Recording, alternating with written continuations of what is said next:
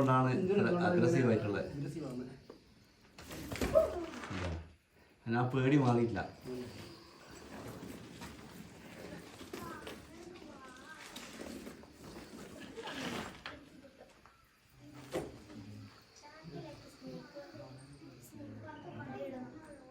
വായിക്ക് ആ കീരി കടിച്ച ഒരു ഉപ്പുണ്ട് കേട്ടോ. വിഷമുണ്ടോ ഇപ്പൊ? വിഷമുണ്ട്. പിന്നെ അല്ല കീരിനെ കടിച്ചിട്ട് ഇട്ടൂടാ. അവൻ കടിച്ച് പടയും.